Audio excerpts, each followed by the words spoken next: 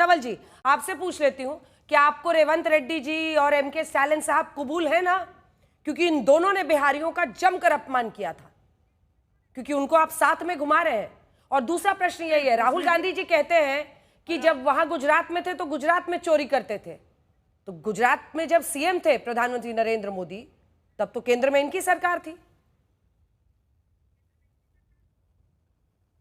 देखिए, पहली बात अंजना जी कि ये बात सही है कि अगर ये बात सही है तो भारतीय जनता पार्टी को बताना चाहिए कि डीएनए की बात नरेंद्र मोदी ने 2015 में की थी, जिसके प्रतिकार में यहाँ से बाल काट कर भेजे गए थे, नाखून काट कर भेजे गए थे।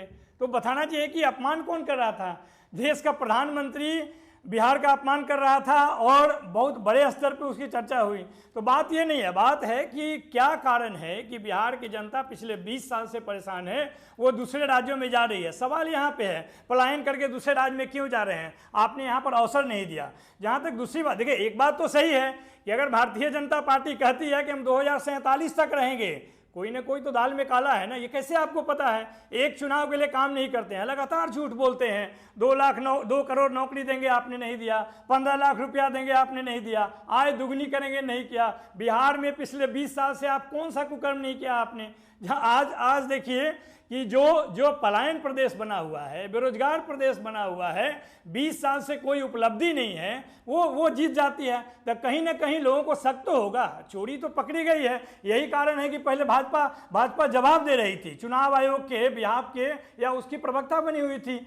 आज जब चुनाव आयोग प्रेस कॉन्फ्रेंस करता है तो उसमें वो भुला जाता है, उसको पता ही नहीं चला कि जवाब क्या देना चाहिए। वो कहता है सीसीटीवी कैमरे का फुटेज इसलिए नहीं देंगे क्योंकि वहाँ पर निजता का हनन होगा। वो तमाम तरह के अनर्गल बातें करती हैं। और जिन सवालों को आरजेडी, कांग्रेस पार्टी और महागठबंधन ने उठाया, उसको तो सुप्रीम कोर्ट ने सही ठहराया। हमने ही मांगा था ना कि 65 लाख का डिटेल दीजिए कैसा होता है। हाँ, हमने ही बोला था ना कि जो 3 कार्ड है उसको क्यों नहीं अटैच करते हैं। हमने ही कहा था ना कि टाइमलाइन बहुत गलत लग रहा है। जो शुद्धिकरण की बात कर रहे हैं, शुद्धिकरण करने वाले तो वही बीएलओ हैं, वही चुनाव आयोग हैं। आप एकाएक किए गए कार्यों के पूंजी, जो वोटर आधार कार्ड आपने जनवरी में दिया, उसको फेंकने का निर्णय कैसे किया?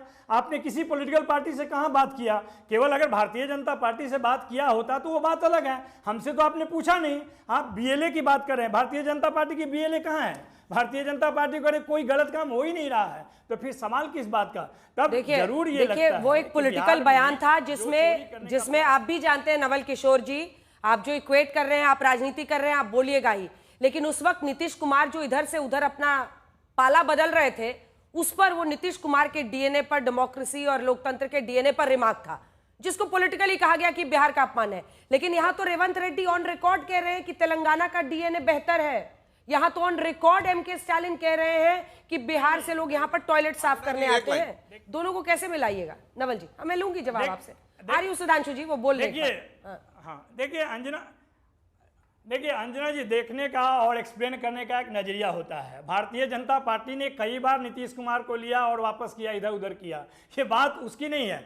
जो मन में बात होती है, बिहार का अपमान तो किया ना भारतीय जनता पार्टी ने, स्पेशल दर्जा तो दिया नहीं ना, यहाँ पे कोई उद्योग तो लगाया नहीं ना। जो उद्योग आपको रेवंत रेड्डी कबूल है ना? वो तो लालू जी नहीं दिए हैं। आपको रेवंत रेड्डी कबूल है ना नवल जी? आप देखिए, रेवंत एमके स्टालिन कबूल है ना? देखिए, इस बात को नहीं, क्यों नहीं, वो हमारे साथ में है, क्यों नहीं कबूल है? हमें भाजपा कभी कबूल नहीं है। ठीक है, सवाल यही है कि देखिए मिथिलांचल की बात हो रही है, मिथिलांचल का अपना दर्शकों को जरा पूरा एक डेटा दिखाना चाहते हैं। 2020 में जब बीजेपी और जेडीयू साथ लड़ी थी, इस पूरे इलाके में एक तरह से क्लीन स्वीप आप समझ लीजिए। 20 सीटें बीजेपी की आई थी, 58 सीटों की हम बात कर रहे हैं। 20 सीटें, ये 20 में है, जब जेडीयू साथ में लड़ी थी। 20, 18 और 4, 42 सीटें 58 में से। वैसे ही आरजेडी को 14, एक कांग्रेस, एक लेफ्ट को।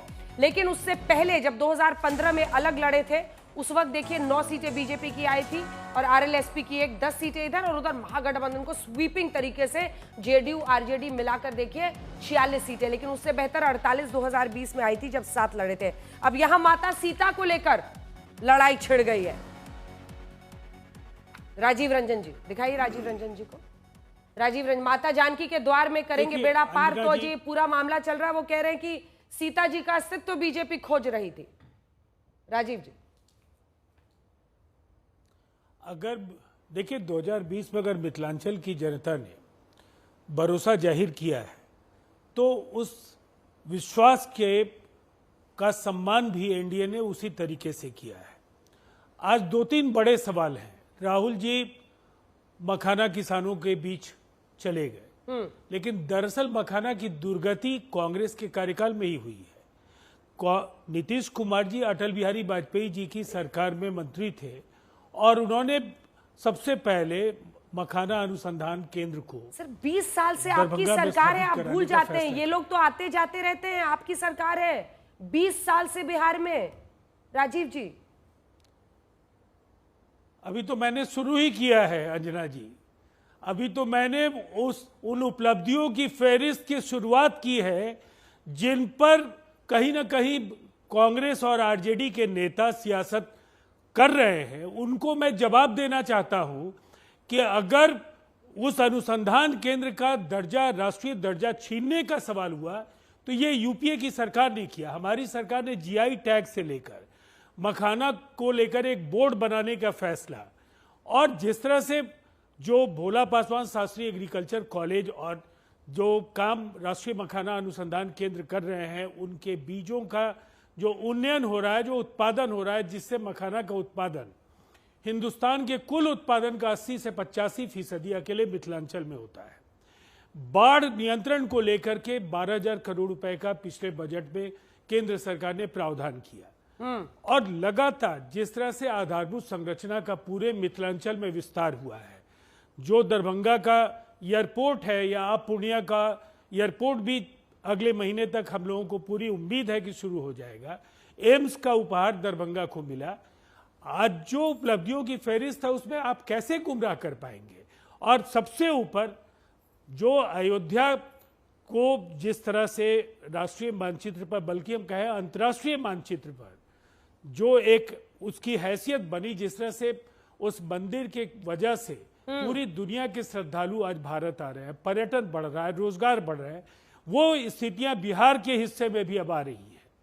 और ये कायाकल्प है, ये मां सीता के मंदिर के साथ मिथिलांचल के विकास की असीम संभावनाएं जुड़ी हुई हैं। तो एक विजनरी लीडरशिप है।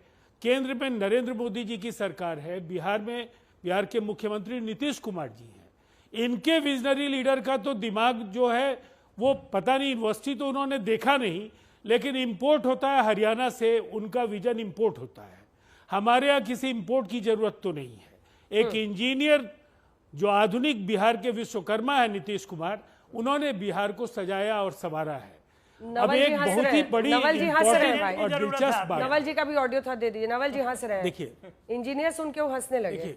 इस बात में क्या बुराई है? नवल जी इंजीनियर तो है ही नीतीश कुमार। मुझे ऐसा लगता है, नहीं पूरा कीजिए। ठीक है राजीव जी, पूरा कर लीजिए, 2 लाइन में पूरा कर लीजिए, फिर जाऊंगा। अधिकार है, ठीक है, बोलिए पूरा कर लीजिए। देखिए जी, मुझे लगता है अपनी दुर्दशा पर आप रोए या हंसे, ये आपका विशेषाधिकार है, लेकिन इतनी बात तय है कि बिहार की जनता ने मन बना लिया है। 2010 से भी बुरी स्थितियों का सामना आप करने जा रहे हैं, और पढ़िए, दीवारों पर लिखी इबारतें पढ़ लीजिए।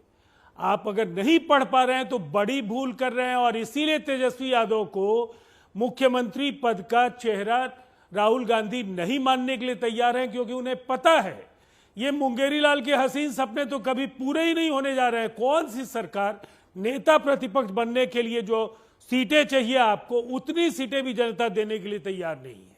ठीक है, तेजस्वी जी को सीएम फेस बनाने पर राहुल गांधी जी ने खुल के कमिटमेंट नहीं दिया, उस पर तो वो घेरेंगे ना आपको नवल जी? नहीं, बिल्कुल घेरेंगे, लेकिन जिनका नेता बीजेपी के एजेंटों से घिरा हुआ है, रिटायर्ड अधिकारियों से घिरा हुआ है और भूजा खाकर उनका मनोरंजन करता है, वो क्या बात करेंगे? उनके नेता को तो पता ही नहीं कि अपराध क्या है, अपराधियों से क्या चल रहा है। जो तेजस्वी अपराधियों, देखिए अपराधियों का तो मंगल दिन आ गया है। अरे अपराधियों का मंगल दिन आ गया है, अपराधी सम्राट बन के घूम रहे हैं, अपराधियों का विजय हो रहा है। अच्छा, आप लोग को नवल जी क्या समझ में आ रहा है? क्या समझ में आ रहा है? राहुल जी काहे नहीं नाम ले रहे तेजस्वी जी का सीएम के लिए? नवल जी देखिए पूरा बिहार जानता है, पूरा देश जानता है, और यह बात कहने की जरूरत नहीं है कि तेजस्वी जी 2 बार डिप्टी चीफ मिनिस्टर, अभी नेता प्रतिपक्ष, महागठबंधन के नेता, पूरे जो कोऑर्डिनेशन कमेटी के अध्यक्ष हैं, तो उसके बावजूद भी ये सवाल कहाँ बनता है? नवल जी सवाल देखिए तो ना, अमित शाह जी से बनता है। तेजस्वी जी उनको देश का प्रधानमंत्री बनने के लिए बोल रहे हैं और वो मुख्यमंत्री बनाने के लिए नहीं बोल रहे हैं। ये क्या खेल हो रहा है? तेजस्वी जी ने कहा ना कि हम राहुल जी को पीएम बनाएंगे और ये सीएम का कमिटमेंट नहीं दे रहे हैं। 2 महीने बाद के चुनाव के लिए चेहरा बनाने के लिए तैयार नहीं है। नहीं, बिल्कुल। अच्छा, कमिटमेंट नहीं होता तो ये 1300 किलोमीटर का यात्रा, 13,000 किलोमीटर का यात्रा कैसे होता? अरे यात्रा तो ठीक है, बीजेपी को यात्रा तो ठीक है, लोगों के बीच में बोले ना कि तेजस्वी जी को सीएम बनाइए, अच्छा होता कि नहीं होता? चलिए धीरेन्द्र जी के पास चलते हैं। अब सुधांशु जी भी इंतजार करें। धीरेन्द्र जी आपके पास आते हुए, वो तो कमिटमेंट नहीं कर रहे हैं, लेकिन यहाँ पर सवाल है कि एक अगर इस पूरे मामले में, चाहे वो मिथिलांचल का इलाका हो, कहीं भी हो, अगर ये छवि बन रही है कि भाई वोट चोरी हो रही है, वोट चोरी हो रही है, और घुसपैठिए का सिर्फ मुद्दा उठाया जा रहा है, घुसपैठिए कितने हैं, कैसे निकालेंगे, ये नहीं बताया जा रहा है, तो भ्रम तो नहीं फैलेगा? अंजना जी, अभी सभी लोगों को मैं सुन रहा था, थोड़ा समय देंगे तो एक एक को जवाब दूंगा। आरजेडी ने कहा था कि दाल में काला है। मैं कहना चाहता हूं कि जो दाल में काला है वो जला जीरा डाला है और दाल के शुद्धिकरण के लिए डाला है। उसी प्रकार से जिस प्रकार से वोटरों के शुद्धिकरण के लिए एसआईआर हो रहा है। और कांग्रेस पार्टी, अभी जो आप तिरंगे को रौंदने की बात कर रहे थे, उस पर एक लाइन में कहना चाहता हूं कि मृत कांग्रेस मृत वोटरों से अमृत तलाश रही है। मृत कांग्रेस मृत वोटरों से अमृत तलाश रही है, तिरंगों को दरिंदगी से रौंद कर जिंदगी तलाश रही है। आज ये वोट के लिए और अपने कुर्सी के लिए क्या क्या कांग्रेस पार्टी कर रही है।